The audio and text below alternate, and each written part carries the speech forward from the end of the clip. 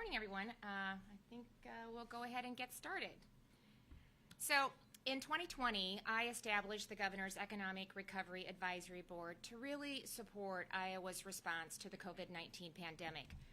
The board's final report outlined 18 strategic recommendations to propel our economic recovery and really position Iowa for future growth. Its number one recommendation focused on empowering workforce by addressing the shortage of available and affordable child care for working parents across the state. You know, this wasn't a new issue to Iowa. It's not an issue that just Iowa deals with. This is a shortage that's happening across the country, but I can tell you it was one that was rapidly intensified with the onset of the pandemic.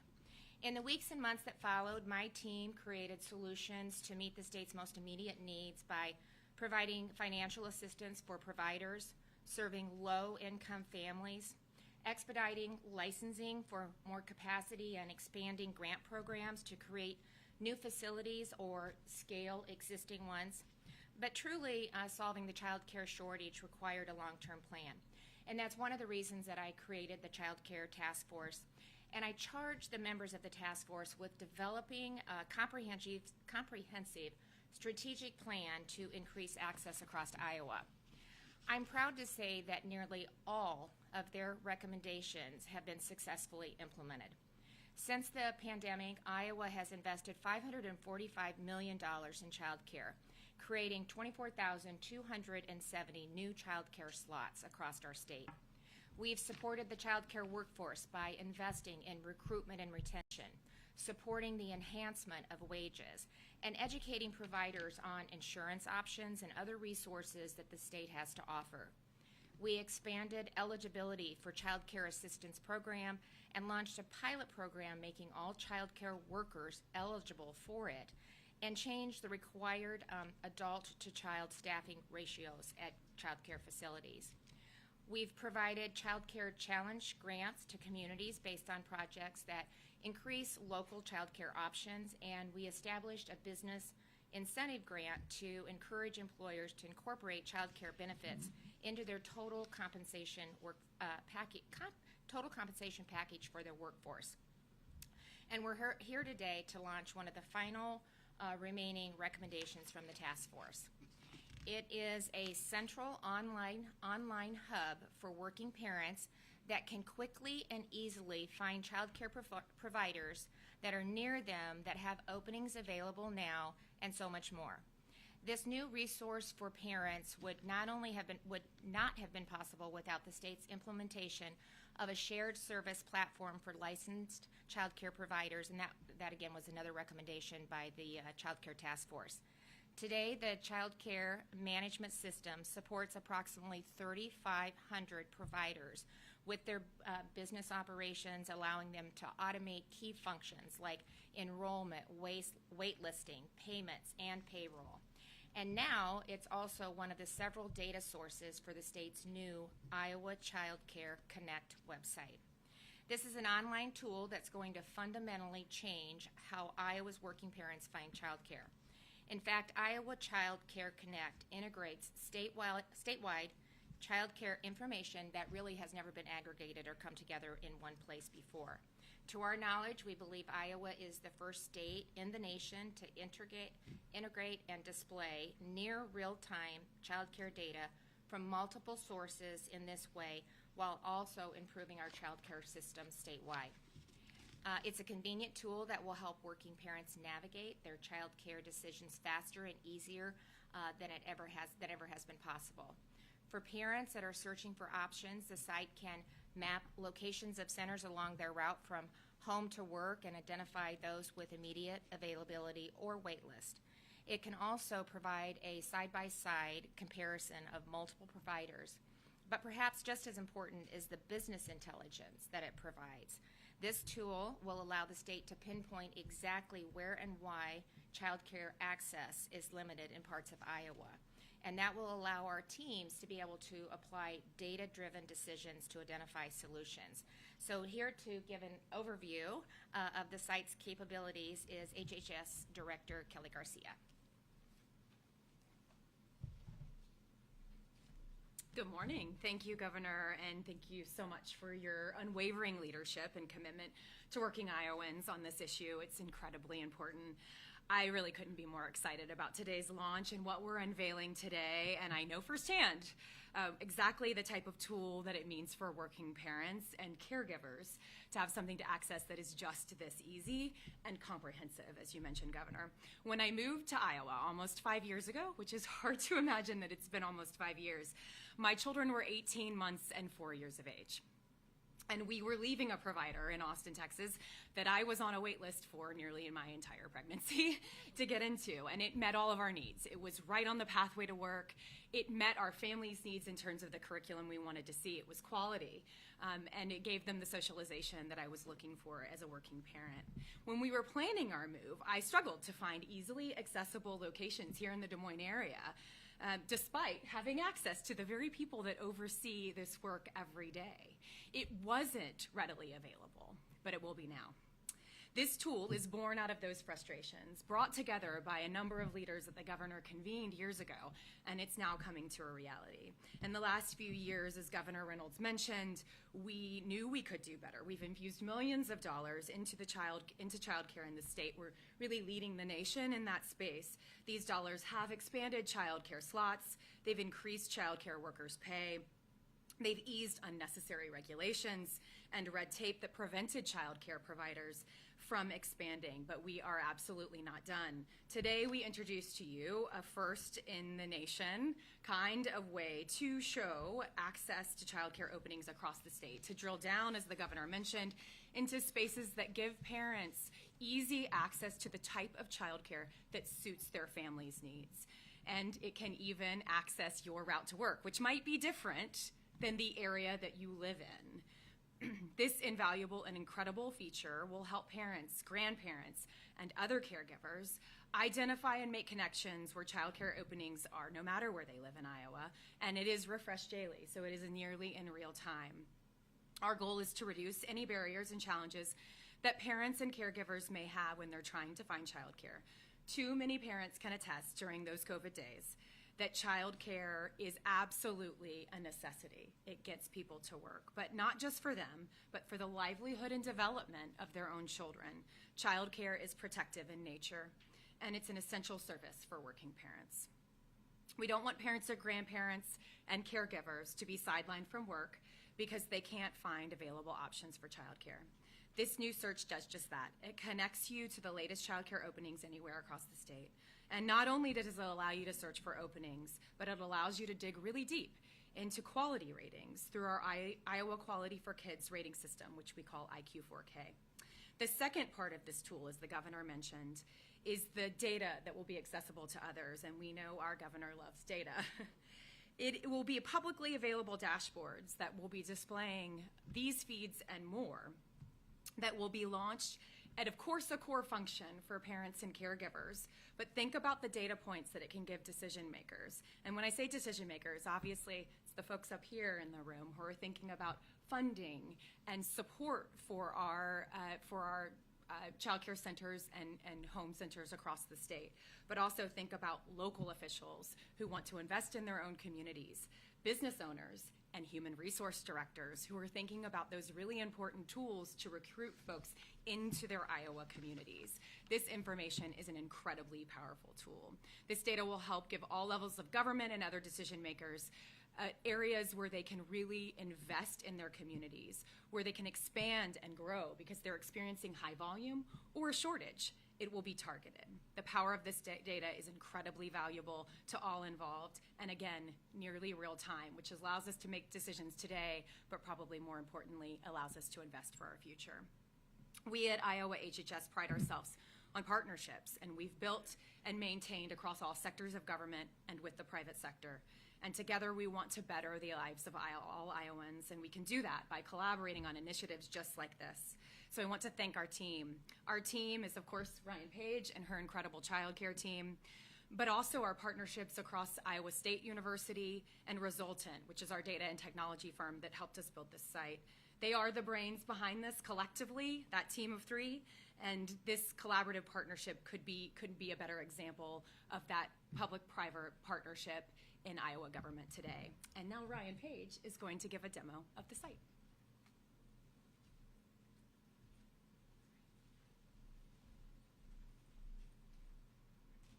Good morning. Thank you so much for being here and giving us the opportunity to share our child care search function. Thank you, Governor Reynolds, Director Garcia, for the ongoing support for this work. So when we are at the Iowa Child Care Connect webpage, you've got three different opportunities here. One is the child care search that I'm going to focus on today. The other two are dashboards that Director Garcia was talking about as it relates to being able to make data-driven decisions at the local and state levels. So when you click on the child care search, we're going to have an opportunity to do things a couple of different ways. First, we can do along my route. So I'm looking where I live. Perhaps I want to add a destination in the middle of that. So if I have to drop a child off at elementary school before I'm going to childcare, I can go ahead and add destinations to that route. So the first search here, I just put something near Clive Public Library and then going to the Lucas Building down here on the Capitol Complex where my office is going to be soon. So if I am looking for childcare, this looks very overwhelming. The green are childcare facilities that indicate that they have an opening right now. The red are those that are saying they do not have any openings. However, if I want to look and drill down and say I'm specifically looking for a 3-year-old, not a whole lot changes. But perhaps I'm only looking for a licensed child care center. It starts getting less. I also have the opportunity to decide how far off of my route am I willing to go to find the child care that I am looking for. Child care assistance, these are programs that accept child care subsidy or don't. Our Iowa Quality for Kids, our voluntary quality rating system, we have the opportunity to drill down there as well. If I want to look at specific information about a child care program, and this is being a little funny, so sorry about that, I can see here they accept child care assistance. They are not currently rated. I can see what numbers of children they identify that they have available. I also have the opportunity to go click on this link and go to the compliance and complaint reports that HHS has as a consumer opportunity to learn about the child care provider themselves and where they are strong and where they may have some deficiencies. If I am a child care provider and I see that I am red and I say I have openings available, I can click on this button in real time and change that information. That will go through our child care resource and referral database and upload with the next change. I may also add programs to my favorites.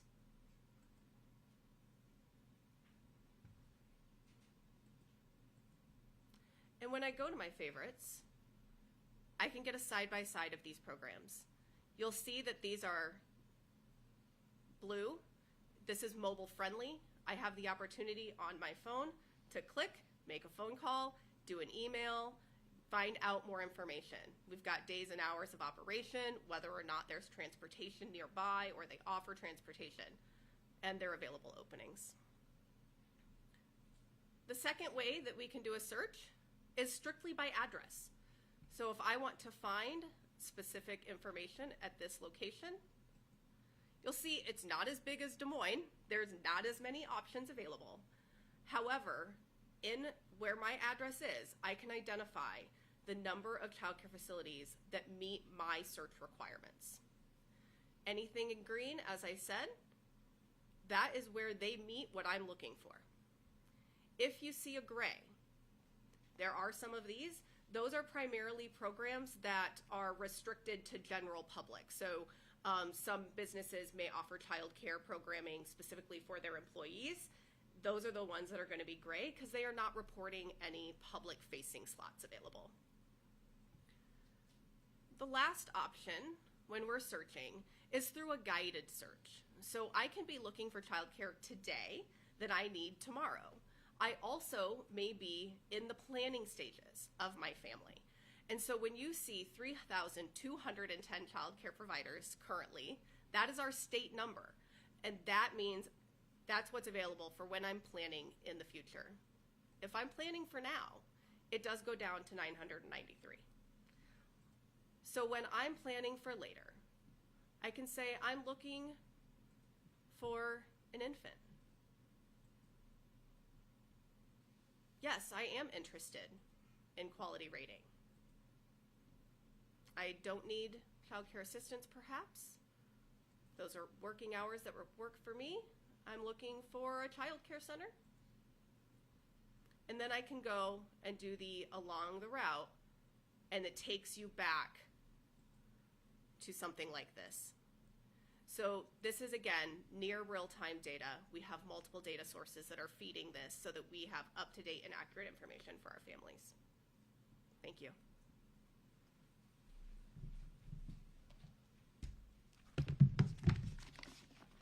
It's been a while since I've seen it, so I'm just all excited all over again to see just all that it has to offer. I mean, it's just really impressive. So thanks, Kelly, and thanks, Ryan.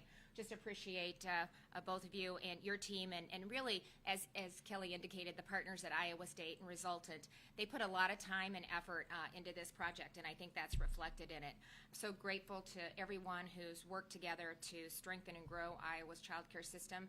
As Director Garcia said, you know, we've made great strides, but we still have a lot of work left to do, and we know that. So we're not going to pause or rest. We're going to continue to really identify where the deserts are at, look at opportunities to continue to build that out.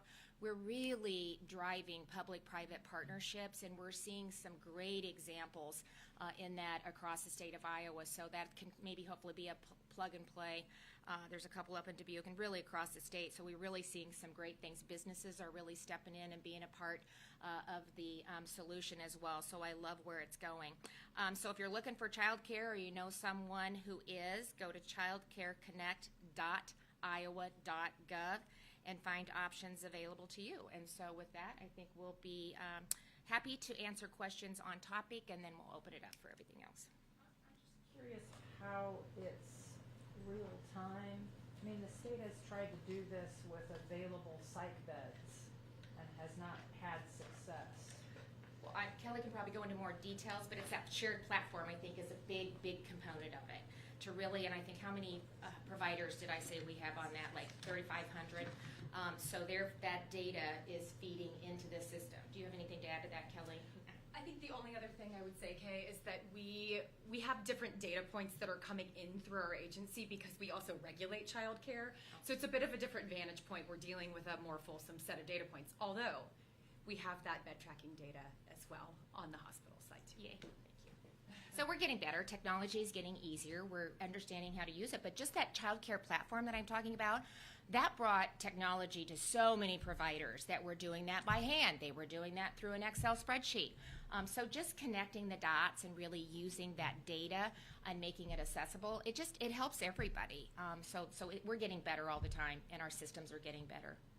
Governor Reynolds, you said the dashboard would allow you to better understand where and why childcare access is limited. So at this moment, can you tell us where and why childcare No, access well, no, is but that's going to be, that's not a snapshot. That's Sure. an ongoing process. Sure. But now I have data that I can do that. So when we're sitting down and we're talking about what does the next steps look like for childcare, we can look at maybe some pinpoints across the state. We can get a statewide view advantage of maybe there's not enough slots for babies. How do we drive that?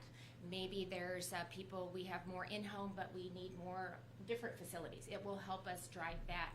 And it will really help us. You saw, I can pick an area, and you can see how many are available. That'll help us identify where the deserts are at. And then we can intentionally maybe go into those communities, make sure, sometimes in rural Iowa, it's hard, as hard as we try, to understand all the programs that are available. So just to intentionally sit down with the community, with the businesses, and talk about, this is a recruiting tool for you. This is an investment that you should be looking at as a community, because if you can bring workforce and talk to them about available childcare, that's a game changer when you're trying to grow businesses or try to get new businesses to locate in the state. We didn't have this before, so And then we'll learn as we continue to use it and continue to build it out. Maybe what are some things that we're missing that we can maybe pull in and have that be a part of the conversation. But I do love data. It helps me make informed decisions. What I found in my tenure as governor is we collect a lot of data, but it's siloed. We're not able to aggregate it and really make informed decisions. So we are getting better at that. Realigning government was a huge step in the right direction. Aligning all licensing in one agency, huge step in the right direction. It actually makes it more manageable to collect that data, aggregate that data, and actually use it to really define what we need to do going forward. Will this additional data give you ideas for affordability? This seems like this could be kind of a time saver and stuff for families, but affordability is still a big issue, obviously. It's part of it, and I assume they're checking that out when they're doing I'm looking at Kelly every time they've done the ones, when they're doing the side by side. So if I'm missing something, both of you step right up here and address it. But yeah, I mean, but a lot of the things that I ticked off that we've done, that Director Garcia talked about, starts to address some of those things too. You got to be careful. I mean, it increased cost to the family, so we're talking about affordable, but we also need workforce. We need to be able to pay them a living wage too, so that's a component of this process. We're doing, as far as workforce, we're working with the Department of Education and doing some unique early childhood programs in our schools, and then they're able to, those students are able to actually work at the child care facilities that are local. Really helps them decide if this is something that they want to go into to get a start. So again, it's those kind of partnerships that are helping. I think increasing the eligibility for the child care assistance program has also helped with some of that. Just on that, are rates a part of the information that they'll get when they look up a child care center?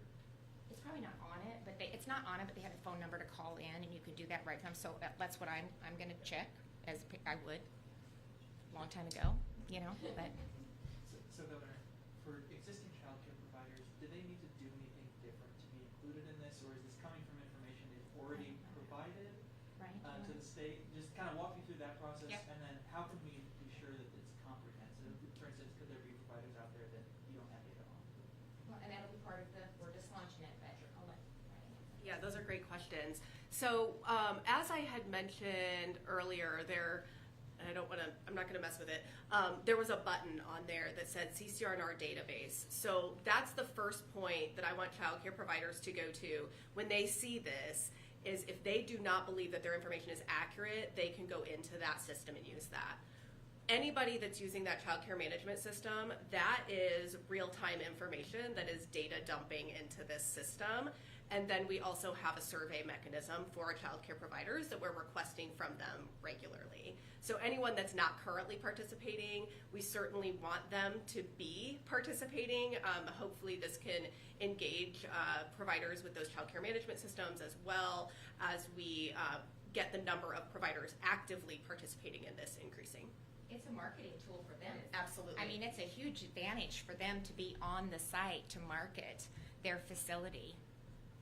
So, as a parent who's actually currently looking for childcare, I love this. I'm looking at my team over here too. They're all, yeah. I'm using the site right now. But I actually have been doing some reporting on the childcare crisis for a number of months, and a lot of the people in the space that I talk to keep coming back to the low pay for providers. And many of them who work on behalf of providers are also wondering about, I think, $90 million that's been sitting in the CCDBG fund. Is that being used to offset any of that? I'm sure it is. So one of the things too, you start with that, and then I just lost my train of thought. The funding piece, right? Yeah. Okay. So there have been the governor's made significant rate investments, Erin, in rates, which really do go to those frontline wages. And so that bucket of money that you see, it covers the cost, and we're always looking forward, right? We project out fairly far to make sure that we have our costs covered. but we are constantly reevaluating those rates. That's a new process internal to our agency and not something the agency's had before Governor Reynolds' tenure. And that's a really significant shift because it makes sure we're constantly reevaluating. Wages are a friction area, certainly. Yes, she did. And so it is something we're constantly surveying and making sure that we're having really strong mechanisms to keep wages as high as possible while really maintaining that balance on affordability as well. However, some of the pilots that we're studying, That's right? what I was gonna say, Do you want yeah. to talk about the pilot? Well, don't talk Okay. about the So- childcare. Right. So childcare workers childcare. are categorically eligible irrespective of income. And it is a pilot, it's a demonstration, right? So we're going to measure the effect of that. Thinking about a profile of individuals, typically women, who may be willing to come and work if they had coverage for their own children. And we're seeing tremendous benefit from this pilot. We believe there may be other components in the workforce that are untapped potential there. And so as we study, we're bringing those ideas forward to the governor. Yeah, really excited about that. Net came from a child care provider, and she was so excited when we did the demonstration project, and I think we're going to have some great data for that. The other thing that I've tried for a couple years, I don't think I got it through again last year, is I'm trying to tax child care facilities as residential and not commercial. So anytime I can bring down their cost, then they can take those savings and actually put them into the workforce. And they want to. I mean, they're there to serve kids and families. That's what they want to do, and they're just looking for ways. So if I can reduce their input cost, help with some of the increase in the CCA funding that they have eligibility to receive, then that can be passed on to the workforce. And then again, getting those kids excited about it in high school and middle school, and that helps until we can build that workforce out, because every industry is struggling with workforce, and pay is a part of that across the board. But I do think we're trying a lot of different things that I think are going to prove beneficial and will help get us where we need to go. So, excited about that.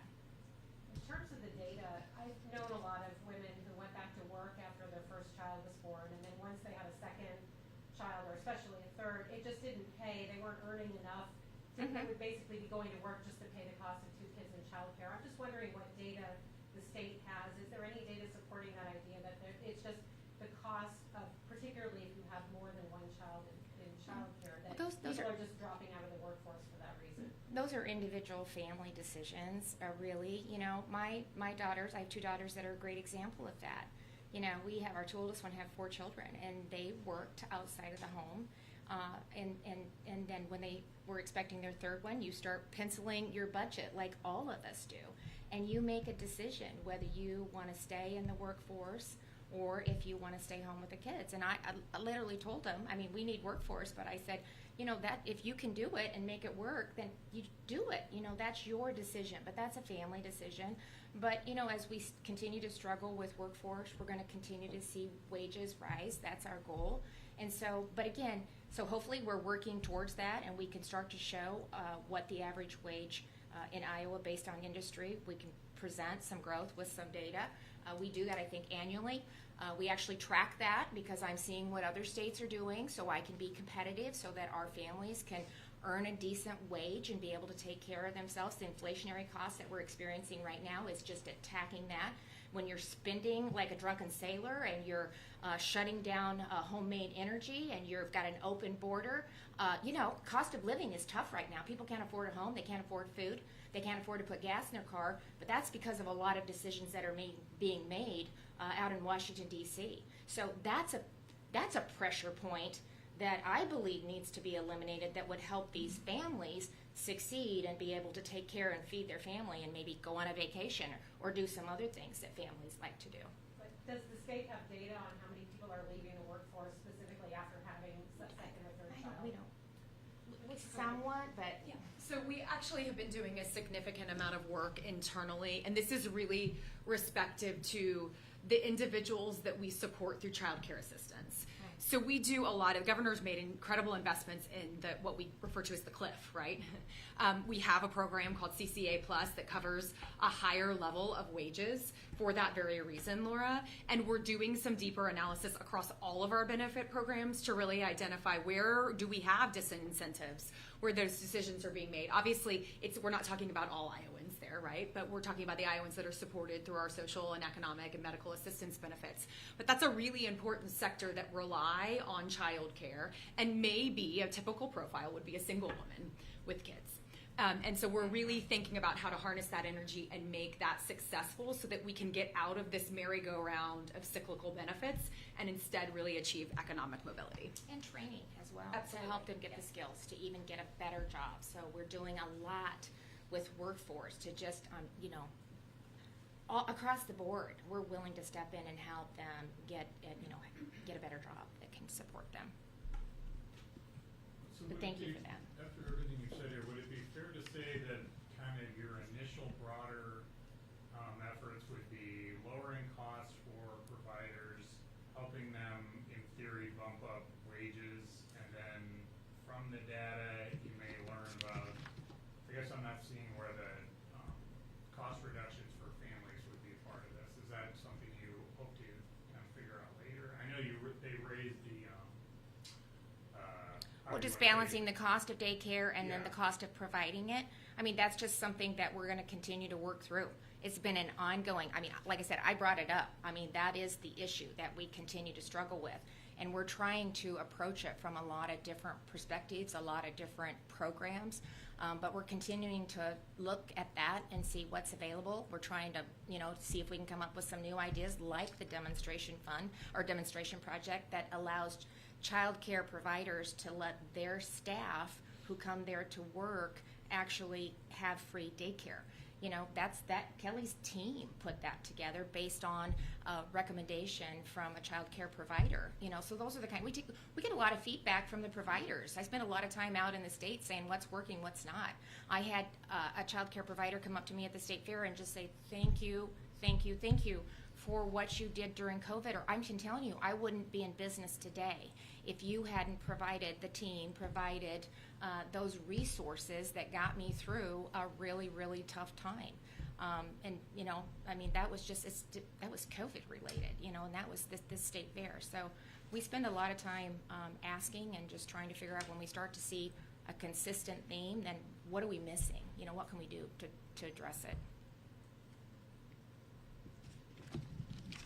Details on how much it costs to build out the site? I don't know that. Okay.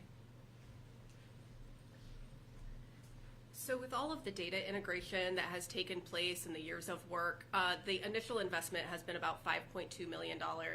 And then we have, of course, our ongoing maintenance of effort that will have around $500,000 a year or so projected over the next couple of years. And correct me if I'm wrong, you did get some federal child care assistance funding that you were able to utilize for that, I think, right? Yes, so the initial investment was through our American Rescue Plan Act, CCDF discretionary funding. Okay, thank you. About 3 years ago, we were in this room and Council Bluffs, the school district, Uh-huh. $7 million Yeah. for an early. Is that part of the solution? Yeah. Is to locate these at school districts? And I don't know that we've gotten a report after, I think it was supposed to open last school year. No, it's open, it's doing great, and Vicki, who's a superintendent, she really figured out a way, braiding all the different funding to really sustain what they put in place going forward. And then the Director of Education did a kind of another grant program to encourage other school districts to take a look if they could implement something similar. Dubuque Bright Minds, is that the name of it? In Dubuque is another phenomenal example of city, county, the Y, child care, all coming together. John Deere, several businesses in the community are not only help put the facility together, but they've also worked in partnership with the state too. There was some grant funding for that to really figure out how they could enhance the wages over 3 years. So they were doing like a supplemental wage increase, and then for like 3 years, I think, with all of that braided funding coming in to support it, and then in the interim, continue to look for ways that they could sustain that going forward. So there's just a lot of really innovative, collaborative ideas that are taking place, and so we hope to continue to build that out. I point to both of those, and I know a lot of school districts, a lot of superintendents have spent time in both facilities taking a look at what they're doing. to see if they could implement that in their communities. Anything else? Okay. A couple other questions? Governor, the AEA law is being implemented as, kids are going back to school now. There's some rural school districts that are concerned they won't be able to get all of the media and education services that they were able to access before, and that's potentially creating a divide in what rural, smaller districts and larger districts can access in terms of school improvement and things like that. What's your response to that concern, and does the legislature need to do anything to sort of fix that divide? No, my response is if they want to continue to use the AEAs in the same manner that they did before, then they can continue to do that. Nothing has changed. They have had productive meetings since that bill has been signed. Director Snow has met with not only the AEA chiefs, but a lot of their team. She spent a lot of time working with superintendents across the state. They have been productive. I can tell you, I told you this honestly, probably 2 months ago when you were asking almost a similar question, that people have turned the corner. They have made a decision that this is going to work. We're going to be held accountable. We're going to be transparent. We're going to get that funding in the classroom. Mackenzie is putting a dynamic team together. She's actually hired probably over a dozen of AEA staff that was really special education was where they excelled, or where they were, I don't know what the title is, whatever that is. So she's done a phenomenal job of putting that team together. And as far as special education, this first year, nothing changes at all, so there should not be any anxiety about that at all. I've actually seen chiefs working together, because school districts do have the option if they're on the line and they're co-chairing school districts. You've got one in one AEA and one in another. They're finding solutions to figure out how that superintendent can maybe be in one AEA instead of trying to split and trying to maneuver through one. But one of the things we're also doing is driving consistency across the 9 regions, and that's really important too. And I'm starting to see that happen. So I'm very optimistic. I talked to a family at the state fair. I gave them my cell phone number. I said, if you're experiencing any difficulties, you be sure and let us know. But my goal was to first of all bring some transparency, accountability, and consistency to $529 million, and to make sure that we're really doing everything we can to eliminate duplication and get those services, get those dollars into the classrooms, into services for these kids that need them, instead of wasting them or with duplication of services. We need to be more intentional. We need to be more strategic about getting these dollars to the kids and to the classroom. And so I'm not hearing anything, and we're going to continue, like every new program that we do. You continue to evaluate it. You look at what's working, where you can maybe do things better, and then you address it. And that's what we're going to do. We're going to take care of these kids, and we're going to get them the services that they need, and we're going to take care of our teachers that are in the classroom delivering these services every single day. God bless them. So I'm encouraged. I meet with Mackenzie every week, Director Snow. I get an update. So I didn't stick my head in the sand and just it's done. We're invested in this. We're going to continue to make it work. And I can tell you what I'm seeing from the chiefs and from the superintendents. They're determined to make it work too. I'm continuing to do my roundtables. I'm continuing to travel the state. I'm going to get to all superintendents. The state fair took 11 days out of that. So, I lost 11 days, and then we'll be going on a trade mission. But we're going to continue to work on it, and I'm very optimistic right now about the direction it's going. Governor, some key legislators are talking about revisiting the casino moratorium during the next session. Obviously, the group in Cedar Rapids is working on a proposal to take to the RTC. Are you involved at all in the discussions with stakeholders in that? No, that's a separate entity. We'll see what the legislature does. I never weigh in until they do what they're going to do, because it never looks the same by the time it gets to my desk. So that's why I have a racing and gaming board, and that's why we have a legislative body. Governor, if you add up all the kind of ag-related layoffs we've had, I think it's probably a couple thousand that have either already happened or are happening. How concerned are you about that, as it looks like we'll probably get some more? And does there have to be some kind of specialized state effort, since you're talking about so many people in so many communities? Well, we're watching. You know, we have really low unemployment. We're probably the lowest, fifth, seventh lowest in the country. So people are working. Every business I talk to, we're still looking for workforce. It's not maybe at the, you know, not at the pressure level that it was previously. We've talked to several of the businesses to make sure there's not anything that, you know, we could do, or just to make sure they, you know, what's causing this, where they're at. You know, a lot of it is, again, what we're seeing with, you know, with inflation and the inflationary factor, the supply chain, the supply chain's a little bit better, but the cost of energy is really driving some of these decisions too. So we have our reemployment system in place. Oh my gosh, I was trying to think of what to call it. Reemployment system in place, which I'm really proud of, by the way. Beth has done a great case management system, and the average time that anybody is on unemployment right now is still holding at about 9 weeks. So they do one-on-one career coaching on week one and really working with individuals to get them back and employed and successful. So again, you know, thank goodness our fiscal health is strong. We've continued to invest in priorities that are important to Iowans, but we have a healthy surplus. You know, if things would continue to, we'd hit a recession, or we would continue to see some softening.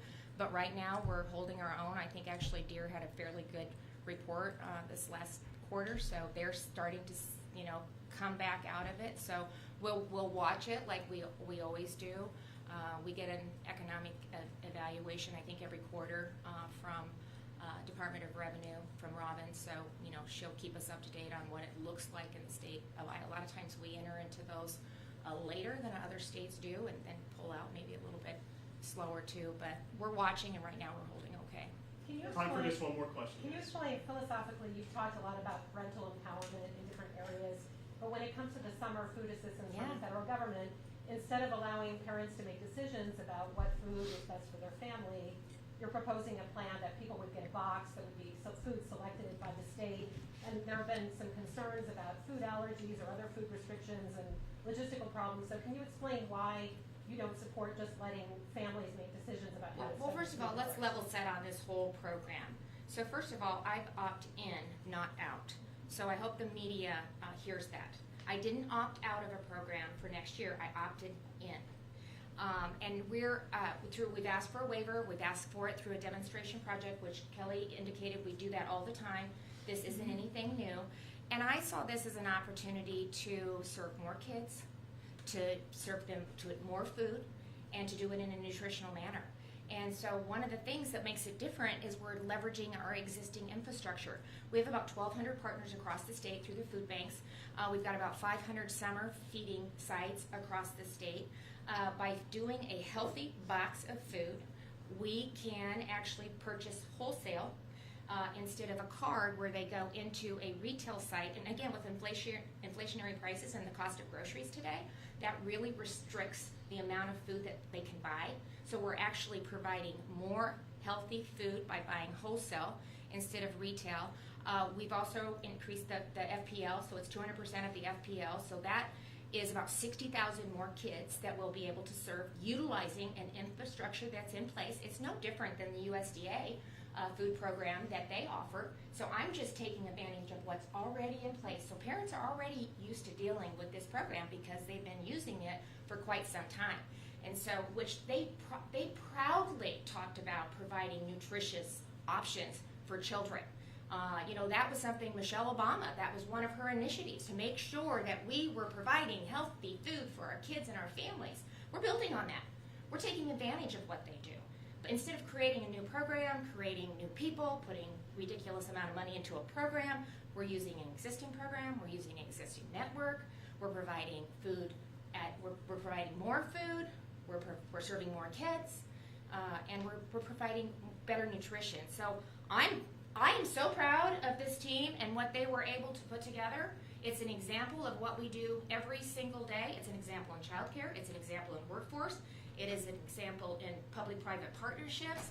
So we have a delivery option. You know, they don't have that with the cards. They got to figure out a way to get to a grocery store. We can actually provide the food for them, so we've taken that into account. We did, I put 900,000 into the summer program this year. We actually were able to serve 1.3 million summer meals and snacks in just May and June. So that doesn't include July or August, so we're still going. And that's about 40,000 more kids than we served a year ago. So again, I'm very excited about it. I think it keeps us in the integrity of USDA's program. And I can't imagine why they would not be excited about letting us be a demonstration project that maybe other states across the country could say, oh, I can serve 60,000 more kids, I can actually provide more food, and I can help these kids get on a healthy eating program, just like other elected officials have tried to do. So I appreciate you asking me for that. I'm very excited. Stay tuned. I hope we get it passed. So if you don't get the waiver, Thank you, that's it. so if you Thank you. don't get the waiver, then. We're going after More the waiver. questions, thank you.